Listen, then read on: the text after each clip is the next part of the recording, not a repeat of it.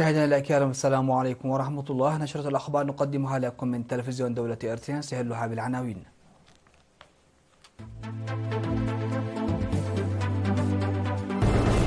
الجهود الجارية لتلبية متطلبات الدم في القاشبركة تحقق نتائج مرضية. إشادة بمشاركة المرأة في انتخابات إدارات الضواحي.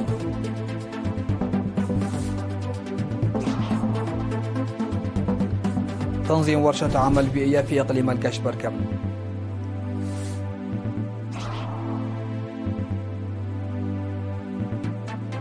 إيران وإسرائيل تتبادلان الضربات الجوية.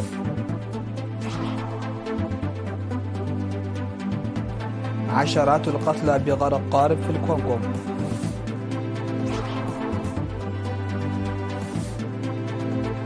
وسفينة حربية أمريكية تصل إلى أستراليا قبل مناورات مشتركة.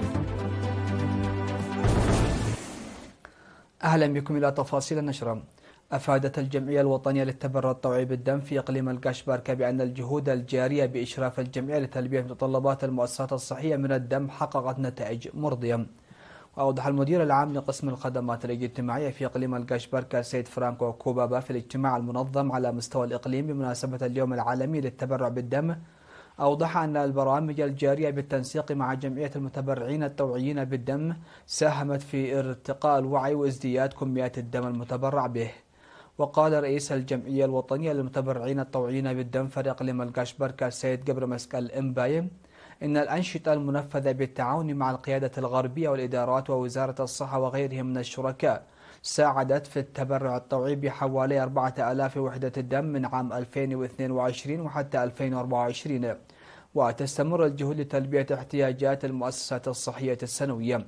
وذكر مسؤول مكتب الصحة الدكتور والدو يوحنس تخفيف النقص الذي كانت تواجهه المؤسسات الصحية، وذلك مع تأسيس جمعية المتبرعين الطوعيين بالدم وإقامة بنك الدم، مؤكدا تواصل الجهود لسد الاحتياجات التي تصل إلى 4500 وحدة دم سنويا.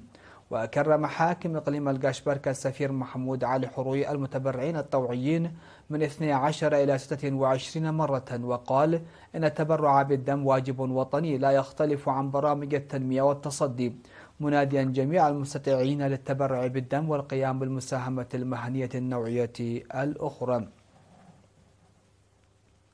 أشاد الاتحاد الوطني للمرأة في إقليم عن سبب المشاركة الواسعة للمرأة في انتخابات إدارات الضواحي التي تعكس الوعي المتنامي. جاء ذلك في الاجتماع الذي عقده فرع الاتحاد يوم 12 و13 من يونيو في كرن لمسؤولي فروع الاتحاد في مديريات الإقليم. وأوضحت مسؤولة الاتحاد الوطني للمرأة في إقليم عنسبة السيدة آمنة حسن انتخاب 16 مديرة و60 مديرة تنفيذية لإدارات الضواحي و375 للجان القرى.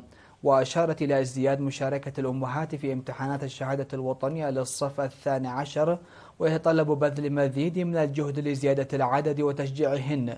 وذكر الاجتماع المساهمة القوية للمرأة في برامج التنمية ومكافحة العادات الضارة. وأشارت مسؤولة الشؤون السياسية في الفرع السيدة فايزة الدالة إلى دور ومساهمة المرأة في البرامج الوطنية، داعية إلى تعزيز العمل في المديريات في تنظيم المرأة. نظمت ورشة عمل في بارنت يوم 13 من يونيو تركزت حول التلوث البيئي والمشاكل الصحية التي يتعرض لها الإنسان والحيوان نتيجة لإدارة النفايات غير الآمنة واستخدام البلاستيك. وأوضح المدير العام لقسم الزراعة والأراضي السيد أبو بكر عثمان أن الورشة تهدف إلى تحسين الممارسات الحالية لضمان السلامة البيئية، حيث لم يتم بعد القضاء تماما على استخدام البلاستيك، بالرغم من وجود تعليمات على مستوى البلاد لمنع استخدام البلاستيك وضعا في الاعتبار أضراره البيئية. وقدم مسؤول الأراضي السيد أبرهة قبر أملاخ النتائج العلمية حول مضمون البيئة وأهميتها والحقائق حول الموارد البيئية، وكذلك التحديات البيئية وإدارة النفايات الصلبة والسائلة، مضيفا بأن استخدام البلاستيك وظاهرة النفايات الخطرة لم يتم القضاء عليها بالكامل في إقليم القاشبركة بشكل عام وفي مدن تسنية وبارنت وغردات بشكل خاص، مذكرا أنه حان الوقت لتنفيذ الإخطارات القانونية والمبادئ التوجيهية الصادرة للحظر بشكل كامل. وأوضح حاكم إقليم القاشبركة سعادة السفير محمود علي حروي أن التلوث البيئي الناجم عن البلاستيك أصبح يشكل تهديدا من وقت لآخر، حاثا على إنشاء لجنة تضم الإدارات والجهات الحكومية الأخرى لدراسة الوضع الحالي بهدف استخدام البلاستيك وإدارة النفايات بشكل صحيح وجمع المعلومات الدقيقة للمساعدة في اتخاذ الإجراءات اللازمة. وفي الختام، دعا المشاركون إلى إجراء إصلاحات أساسية لخطوط الصرف الصحي في مدينة غردات، وإيجاد حلول لمشكلة نقص شاحنات النفايات، وتعزيز الضوابط للحد من استخدام البلاستيك والنظر في بدائل البلاستيك. يجري أعمال بناء السد في عد عتقات بمدينة ميعيني، وأوضح المشرف على العمل المهندس أسم الله الشيماني اكتمال أكثر من 90% من أعمال التشييد. وذكر خبير حفظ المياه والتربة السيد مسرة يبريه أن السد الذي سيخدم قرى عد عتقات وعد فرتي وانباخاخات سيسهم في تنمية المياه الجوفية والتنمية المروية. وأفاد أفراد قوات الدفاع المشاركون في العمل أنهم يعملون جاهدين لإكمال البناء قبل حلول موسم الأمطار، مشيدين بدعم المواطنين ومساهمتهم.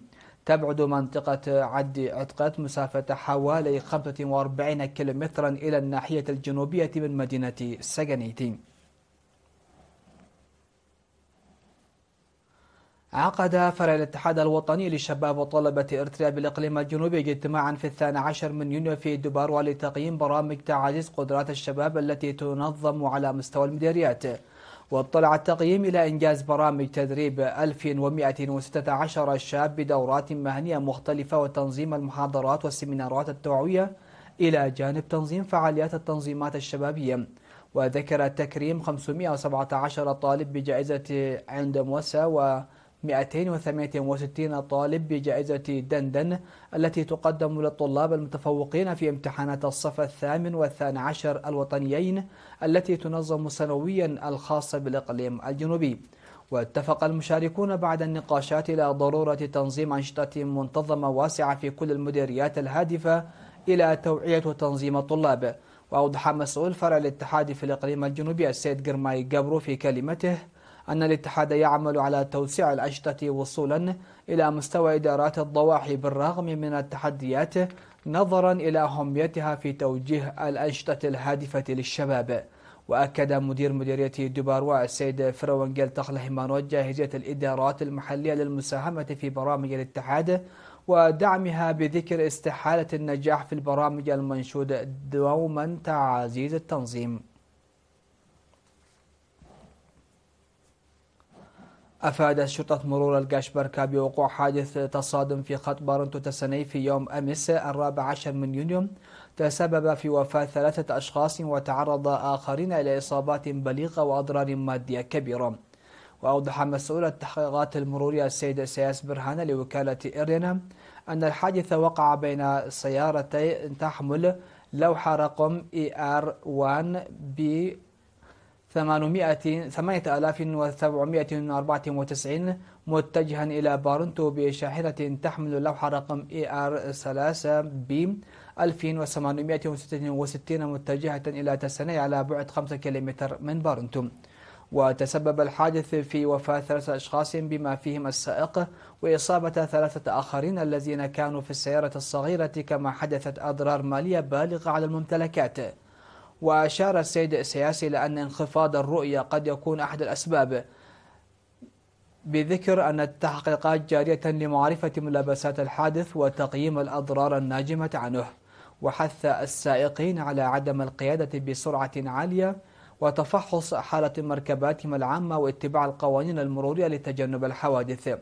في غضون ذلك تعرض السيارة في خط عدق أيحفورو لحادث انقلاب في الساعة 9 من مساء 13 من يونيو، مما أدى إلى وفاة طفل وإصابة آخرين بإصابات بالغة وطفيفة.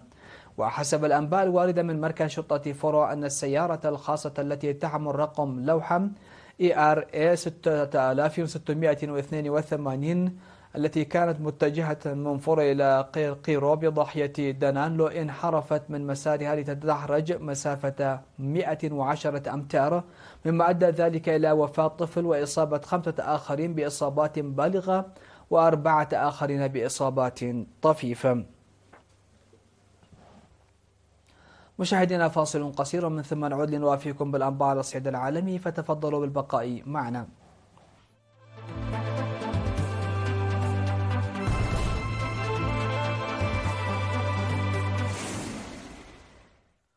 على الصعيد العالمي، في تصعيد خطير تبادلت إيران وإسرائيل ضربات جوية استهدفت مواقع عسكرية استراتيجية، ما أسفر عن سقوط قتلى وجرحى، فيما دعت ترامب إيران إلى العودة إلى طاولة المفاوضات. ولا تزال إسرائيل وإيران تشنان ضربات جوية متبادلة استهدفت مواقع متعددة في كلا البلدين، في تصعيد خطير يعد الأعنف منذ تصاعد التوترات بين الطرفين، وأسفرت الهجمات عن خسائر بشرية ومادية في صفوفهما. على الجانب الإيراني، أكدت وسائل إعلام رسمية أن الحرس الثوري الإيراني شن هجوما بصواريخ باليستية استهدف مواقع إسرائيلية ردا على الاعتداءات الإسرائيلية على الأراضي الإيرانية، دون الإفصاح عن طبيعة الأهداف أو النتائج المترتبة على الهجوم. في السياق، أفادت هيئة البث الإسرائيلية بأن 3 إسرائيليين قتلوا وأصيب نحو 90 آخرين جراء سقوط صواريخ إيرانية على عدة مناطق إسرائيلية، فيما اضطر السكان إلى اللجوء إلى الملاجئ في أنحاء البلاد. بدوره، قال الرئيس الأمريكي دونالد ترامب في مقابلة مع صحيفة وول ستريت جورنال أن إيران كان بإمكانها تجنب كل هذا لو وافقت على إبرام اتفاق مع الولايات المتحدة. لقي 30 شخصا على الأقل حتفهم بينهم عدد من الطلاب جراء غرق قارب ركاب في مقاطعة إكواتور الواقعة شمال غرب الكونغو. وقال جوستين موبوتو مدير مقاطعة بيكورو أن القارب كان يقل قرويين وبضائع عبر بحيرة تومبا عندما غرق، موضحا أنه لا يزال هناك المزيد من الأشخاص في أعداد المفقودين وعمليات البحث عنهم جارية. وأصبحت حوادث القوارب الكارثية في الكونغو أمرا شائعا، وغالبا ما تعود أسبابها إلى سوء الصيانة أو الحمولة الزائدة أو الأحوال الجوية، كما تعد الأنهار وسيلة نقل رئيسية لسكانها البالغ عددهم أكثر من 100 مليون نسمة. وصلت سفينة حربية أمريكية إلى أستراليا قبل مناورات حربية مشتركة ولقاء القمة الأول بين رئيس الوزراء الأسترالي أنتوني ألبانيزي والرئيس الأمريكي دونالد ترامب. وبدأ أكثر من 30,000 فرد من 19 جيشا الوصول إلى أستراليا للمشاركة في مناورات تاليسمان سيبر، وهو أكبر مناورات استرالية أمريكية للقتال الحربي. وستبدأ المناورات الشهر المقبل وتمتد لمسافة 6500 كيلومترا من إقليم جزيرة كريسماس الأسترالية في المحيط الهندي إلى بحر المرجان على الساحل الشرقي لأستراليا.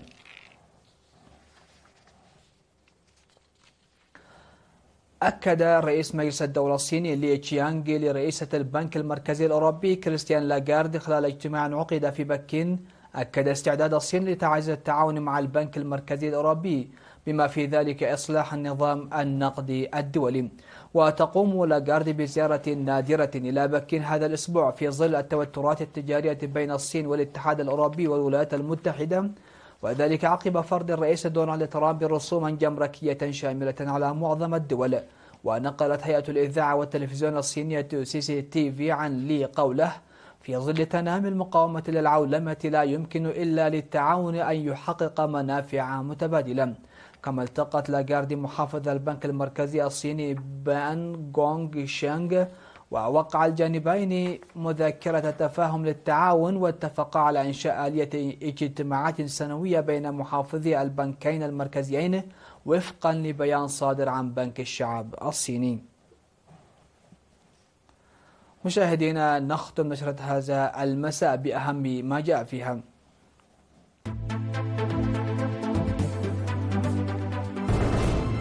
الجهود الجارية لتلبية متطلبات الدم في القاشبركة تحقق نتائج مرضية.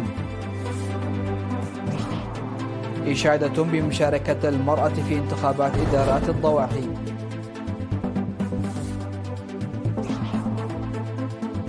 تنظيم ورشة عمل بيئية في إقليم القاشبركة.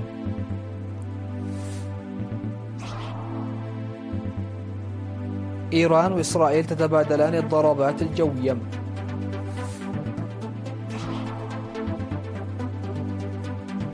عشرات القتلى بغرق قارب في الكونغو.